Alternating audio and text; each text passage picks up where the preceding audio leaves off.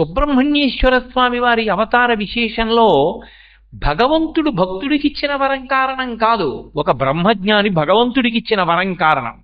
సనత్కుమారుల వారు పరమశివుడికి వరం ఇచ్చారు, నీకు కొడుకుగా వస్తానని. అది పార్వతీదేవి యొక్క శరీర స్పర్శ సంబంధం లేకుండా వస్తానని వరం ఇచ్చారు. ఇలా జరగడానికి వీల్లేదని ఆవిడ ఒక నియమం పెట్టి, ఆ శరీరం ఒకప్పుడు శరవణ తటాకంగా ఏర్పడింది కైలాస పర్వతం మీద. నువ్వు నా శరీరంలోకి ప్రవేశించి నా కడుపులోంచి కొడుకుగా పైకి రానంటున్నావు, పోన్లే ఒక పని చెయ్యి, నా శరీరంలోంచి నువ్వు రాకపోయినా నా శరీరం శరవణ తటాకంగా కైలాస పర్వతం మీద ఉంది కనుక శరవణ తటాకంలోంచి బయటికి రా, నీ మంత్రం కూడా అదే అవుతుంది, శరవణ భవ. కాబట్టి ఇప్పుడు సనత్కుమారుల వారు ఇచ్చినటువంటి మాట నిజం కావాలి. ఆయన అవతార స్వీకారం చేసి పరమశివుడికి కుమారుడిగా రావాలి. ఇది ఒక కారణం సుబ్రహ్మణ్యోత్పత్తికి. రెండవ పార్శ్వం ఇంకొకటి బయలుదేరి, పితృదేవతలు అని ఉంటారు. ఆ పితృదేవతలకి దక్ష ప్రజాపతి యొక్క కుమార్తెలలో ఒకతే స్వధాదేవి. ఆ స్వధాదేవినిచ్చి వివాహం చేశారు. పితృదేవతలకి స్వధాదేవి యందు 3 కుమార్తెలు జన్మించారు. అందులో పెద్ద కుమార్తె పేరు మేనకాదేవి, రెండవ కుమార్తె పేరు ధన్యాదేవి, మూడవ కుమార్తె పేరు కళావతి. ఈ 3 స్వధాదేవి యొక్క కుమార్తెలు అని సంప్రదాయంలో చెప్పినప్పటికీ వాళ్ళ 3 అయోనిజలని పిలుస్తారు. ఈ 3 పిల్లలు మాత్రం శివమాయామోహితులయ్యారు. వాళ్ళు 3 ఎప్పుడైతే శివమాయకి వశులయ్యారో, సనక సనందనాదులు వస్తున్నప్పుడు అందరూ లేచి నిలబడినా వాళ్ళు నిలబడ్డం మానేశారు. మానేసి ఓ నవ్వు నవ్వారు. నవ్వడం దోషం, లేచి నిలబడకపోవడం దోషం బ్రహ్మజ్ఞానులు వచ్చినప్పుడు. అందుకని సనత్కుమారుల వారికి అనుగ్రహం కలిగింది. అరే వీళ్ళు కారణజన్ములు. ఆయన చూశాడు, ఇంత గొప్ప వాళ్ళు ఎందుకు లేచి నిలబడలేదు, ఎందుకు నవ్వారు, శివమాయామోహితులయ్యారు, జరగవలసిన కార్యం ఒకటి ఉన్నది అనుకుని, అందుకని నేను ఇప్పుడు వీళ్ళని అనుగ్రహించడానికి శాపవాక్కు విడిచిపెట్టాలి, అందుకే శాపానుగ్రహము అంటారు. కాబట్టి మీరు మర్త్యలోకంలోకి వెళ్ళండి అన్నారు. ఈ మాట అనగానే గురువు అన్నారు, మేము మర్త్యలోకంలోకి వెళ్ళిపోవడానికి అభ్యంతరం లేదు, తప్పు చేశాం కాబట్టి వెళ్ళిపోతాం, కానీ మేము ధన్యత పొందడానికి మార్గం చెప్పన్నారు. అందుకని ఆయన అన్నాడు, మొట్టమొదటి పిల్ల ఎవరుందో ఆ మేనకాదేవి హిమవంతునికి భార్యగా వెడుతుంది. హిమవంతునికి భార్యగా వెళ్ళి శరీరం విడిచిపెట్టేసినటువంటి సతీదేవిని తన కుమార్తెగా పార్వతీదేవిగా పొందుతుంది. ఇక రెండవ పిల్ల ధన్యాదేవి జనక మహారాజు గారికి భార్య అవుతుంది. అయిన కారణం చేత సీతమ్మకి తల్లి అనిపించుకుంటుంది, సీతమ్మని కన్యాదానం చేస్తుంది. మూడవదైనటువంటి కళావతి వృషభానుడు అనబడేటటువంటి వైశ్యుడి కడుపున కుమార్తెగా పుడుతుంది. పుట్టి ఆమె కృష్ణ భగవానుడికి ఇల్లాలై రాధా అన్న పేరుతో గోలోక విహారిణి అయి గోలోకానికి ఆధిపత్యాన్ని వహిస్తుంది. 3 మళ్ళీ ఉన్నత గతులు పొందేస్తారు. ఇప్పుడు పెద్ద పిల్ల అయినటువంటి మేనకాదేవి అదే పేరుతో మళ్ళీ భూమండలం మీదకి వచ్చి హిమవంతునకు భార్య అయింది. పార్వతీదేవిగా ఆవిడెందుకు పుట్టాలి మేనకాదేవి కడుపున? ఆమె అసలు పుట్టింది దాక్షాయణి అన్న పేరుతో, దక్ష ప్రజాపతికి కుమార్తెగా వచ్చింది. దక్షుడు తపస్సు చేస్తే, అమ్మా నువ్వు నాకు కూతురుగా రా అమ్మా అన్నాడు. వస్తానయ్యా అంది. ఆదిశక్తి ఆయన కడుపున కూతురుగా వచ్చింది. ఇప్పుడు కూతురుగా వచ్చినటువంటి దాక్షాయణిని నా కుమార్తె అని సంతోషంగా చూడడం మానేసి, ఆవిడికి ఏది చేస్తే మనసుకి ఖేదం కలుగుతుందో ఆ పని చేశాడు. అమ్మవారు ఆగ్రహిస్తుంది. అమ్మవారు ఎందుకు ఆగ్రహానికి లోనవుతుంది? ఒకే ఒక్క కారణానికి ఆవిడ ఆగ్రహిస్తుంది. శివనింద చేస్తే కోపం వస్తుంది. ఎవరు తపస్సు చేస్తే ఆ దక్షుడి కడుపున తాను పుట్టిందో ఆ దక్షుడే పెద్ద తప్పు చేశాడు.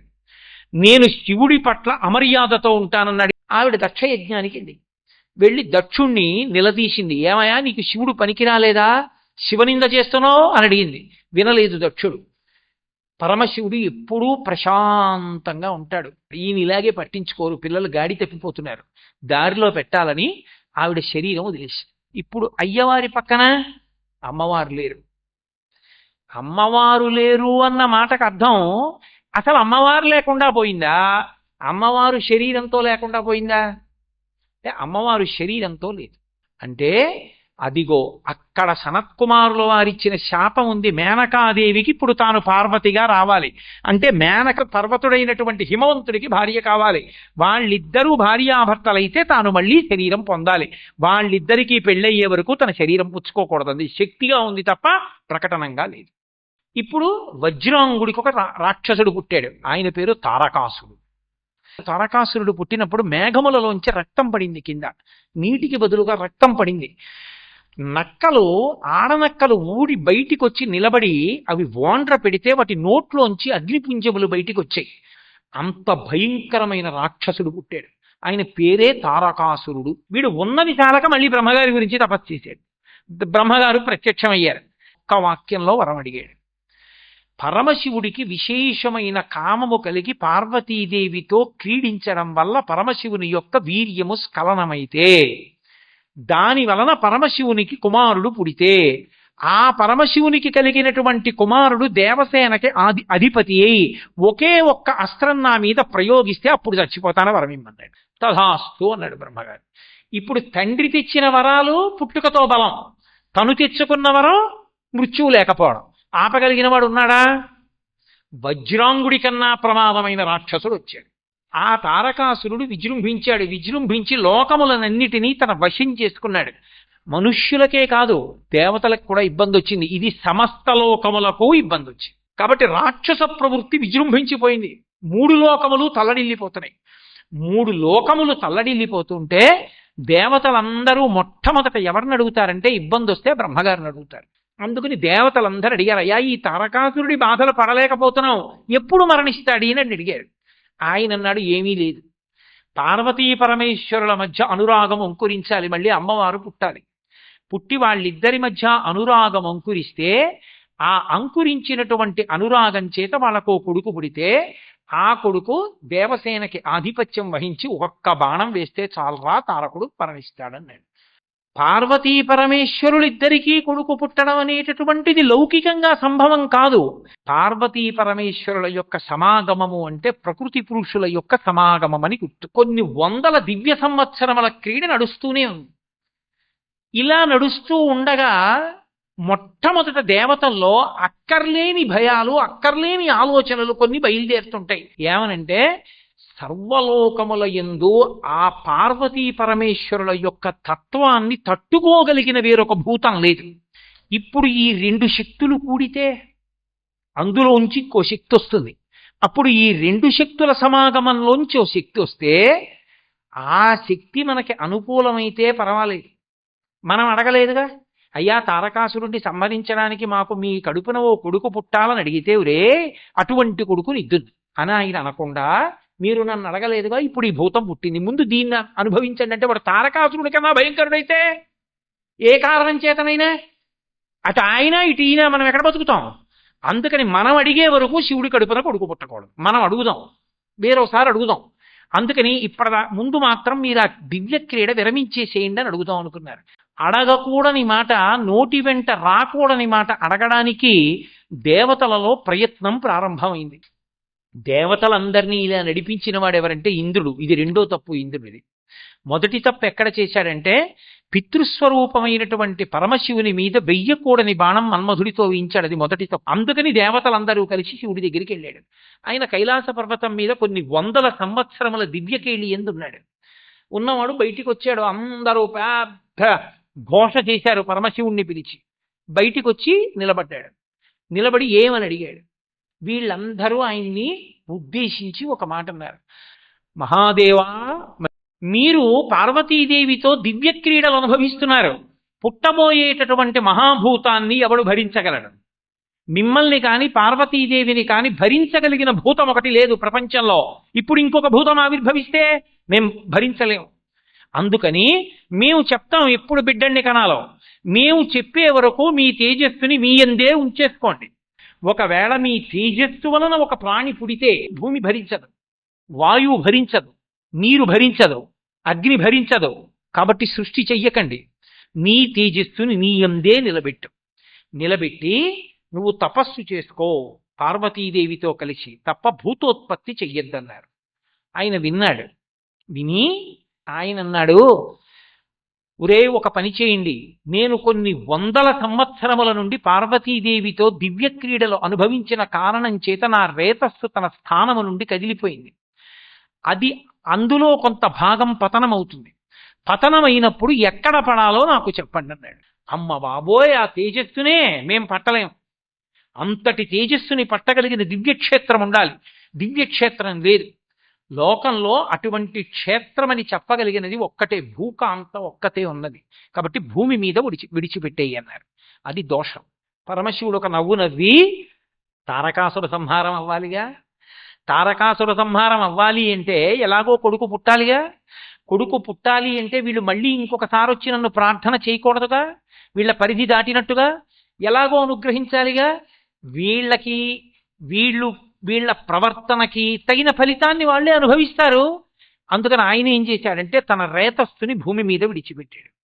విడిచిపెట్టగానే అది భూమినంతటినీ కూడా ఆక్రమించగానే ఆ శివుని యొక్క వీర్యంలో ఉండేటటువంటి వేడిని భరించలేకపోయింది భూమి.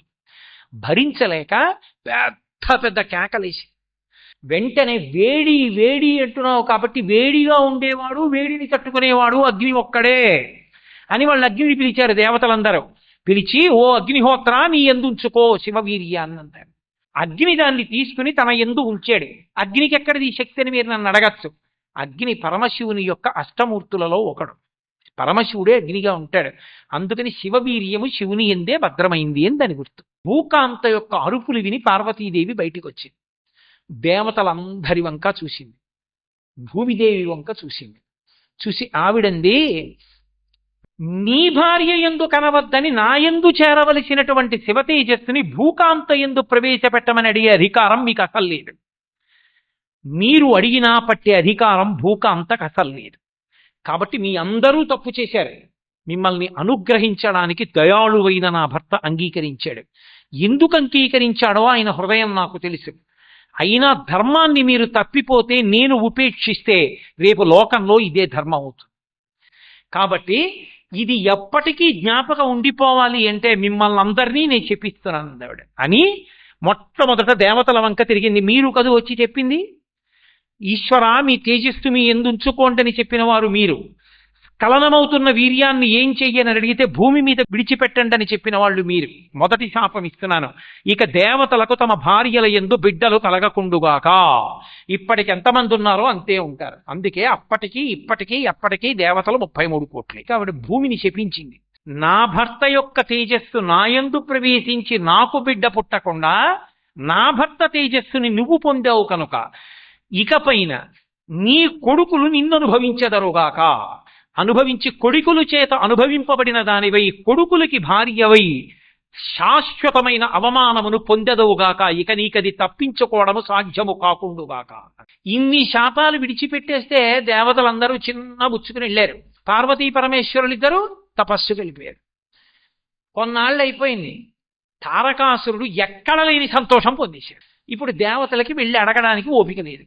వీళ్ళు మళ్ళీ వెళ్ళి భయపడి చతుర్ముఖ బ్రహ్మగారి దగ్గరికి వెళ్ళారు. అయ్యా, బుద్ధి పొరపాటు అయిపోయింది, అందుకని పార్వతీ పరమేశ్వరులకి కొడుకు ఎలా పుడతాడు చెప్పవలసింది అన్నాడు. బ్రహ్మగారు కాసేపు ఆలోచించి అన్నాడు, ఈ మాట మళ్ళీ వెళ్ళి ఆయన దగ్గర అడిగితే ఎవరూ ఉండరు, కాబట్టి ఆయన అడగకూడదు. ఆయనకి కొడుకు పుట్టాలి అంటే ఒకే ఒక్క మార్గం ఉంది. శివుని యొక్క తేజస్సు అగ్నిహోత్రుని యందు భద్రపరచబడి ఉంది. ఇంకా అది ఒకే ఒక్క అవకాశం, ఇక లేదు శివ తేజస్సు మన దగ్గర. అగ్నిహోత్రుడి దగ్గర ఉన్న శివ తేజస్సు భరించగలిగినటువంటి శక్తి కలిగినటువంటి స్త్రీ యందు ప్రవేశపెట్టబడాలి. ప్రవేశపెట్టబడితే ప్రహృష్టమైన మనస్సుతో ఆమె స్వీకరించాలి. అప్పుడు కొడుకు పుట్టాలి. ఇంతకుముందు అలా శివ తేజస్సుని పుచ్చుకున్నందుకే భూమికి అన్ని శాపాలు వచ్చాయి. తెలిసి ఎవరు పుచ్చుకుంటారు? ఏ కాంత పుచ్చుకోదు. ఒకవేళ ఎవరైనా ధైర్యం చేసి పుచ్చుకున్నారనుకో, పార్వతీదేవికి తెలియకుండా ఉంటుందా? అసలు ఈ కథ ఎలా నడుస్తుందయా నాకు చెప్పమన్నారు. మళ్ళీ బ్రహ్మగారు కళ్ళు మూసుకున్నాడు. బాగా ఆలోచించి నాకు ఒక్క మార్గం కనబడుతోందన్నాడు. ఏమిటి చెప్పండి అన్నారు. ఒక్క మార్గం ఉంది. అక్క కడుపున పుట్టినటువంటి పిల్లవాడు చెల్లెలికి కూడా కొడుకే అవుతాడు. అక్క కడుపున బిడ్డడు పుడితే చెల్లెలు చంపేయలేదు, అక్కనేమనలేదు. ఒకానొకప్పుడు హిమవంతునికి 2 కుమార్తెలు పుట్టారు. రెండవ ఆమె పార్వతీదేవి, పెద్ద ఆమె గంగాదేవి. ఆమె శివుని యొక్క తేజస్సు భరించి కొడుకుని కంటే పార్వతీదేవికి కొడుకు వరసే అవుతాడు కాబట్టి తన అక్క బిడ్డ తనకీ బిడ్డడే కాబట్టి మాతృవాత్సల్యంతో ఏమీ అందో, అక్కగారు కాబట్టి ఊరుకుంటాడు. ఇదొక్కటే పరిష్కారం. కాబట్టి పరమ జాగ్రత్తగా అగ్ని ఒక్కడే వెళ్ళి ప్రార్థన చెయ్యాలి అని అగ్ని కైలాసం మీద ఉన్నాడు. అప్పుడు కైలాసం మీదకి వెళ్ళి అగ్నిని ప్రార్థిస్తే అగ్ని ఒక్కడే వెళ్ళి గంగాదేవి దగ్గరికి వెళ్ళి ఒక మాట చెప్పాడు. అమ్మా, ఇది దేవతల యొక్క కార్యం, తప్పదు. దేవతలు రక్షింపబడాలి, ధర్మం నిలబడాలి, లోకాలన్నీ రక్షింపబడాలంటే పరమశివుడికి కొడుకు పుట్టాలమ్మా. తారకాసురుడి వరం. ఆయన తేజస్సుని పట్టగలిగిన దానివి నువ్వు ఒక్కదానివే ఉన్నావు. అందుకని ఈ తేజస్సు నీ యందు ప్రవేశపెడతాను, నువ్వు దీన్ని ప్రహృష్టమైనటువంటి మనస్సుతో స్వీకరించమన్నాడు. దివ్యమైన రూపాన్ని ధరించి గంగాదేవి అగ్నిహోత్రుడితో క్రీడించింది. క్రీడించిన కారణం చేత అగ్నిహోత్రుడు తనలో ఉన్నటువంటి శివ తేజస్సుని గంగాదేవి యందు ప్రవేశపెట్టాడు. అమ్మ బాబోయ్, మరిగిపోతున్నాయి నా నీళ్లు, నాలో ఉన్నటువంటి జలచరములన్నీ మరణిస్తున్నాయి, ఈ శివవీర్యాన్ని నేను భరించలేను, విడిచిపెట్టేస్తాను, ఎక్కడ వదిలిపెట్టేయనండి. వెంటనే దేవతలందరూ అన్నారు, నువ్వు అలా విడిచిపెట్టేసేకు, దాన్ని తీసుకొచ్చి హిమాలయ పర్వతాలు ఉన్నాయి కదా, ఆ కైలాస పర్వతం యొక్క పాదమునందు తీసుకొచ్చి అక్కడ వదిలిపెట్టేసేయి అన్నారు. వాయువు అగ్నిహోత్రుడితో కలిసి గంగలో ఉన్నటువంటి తేజస్సుతో కలిస్తే ఆ గంగ తనలో ఉన్న తేజస్సుని తీసుకొచ్చి హిమాలయ పర్వతము యొక్క పాదముల యందున్నటువంటి ప్రాంతమునందు వదిలిపెట్టేసి పిల్లాడు పుట్టలేదు. వీళ్ళందరూ బెగబెట్టేసుకున్నారు.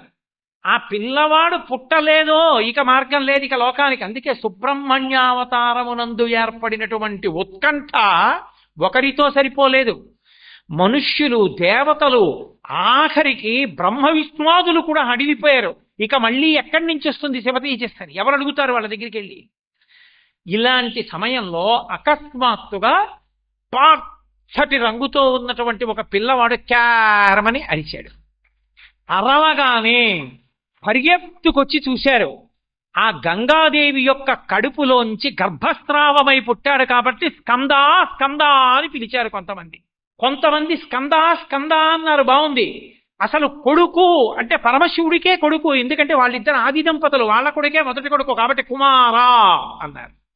పుడుతూనే పరమ బ్రహ్మజ్ఞానంతో పుట్టాడు కాబట్టి సుబ్రహ్మణ్య అని కొంతమంది పిలిచారు. ఒక్కొక్కళ్ళు ఒక్కొక్క పేరుతో పిలిచారు, బానే ఉంది. పుట్టిన పిల్లాడు ఎలా? పిల్లాడు బతకాలి అంటే పాలిచ్చేవాళ్ళు ఉండద్దు.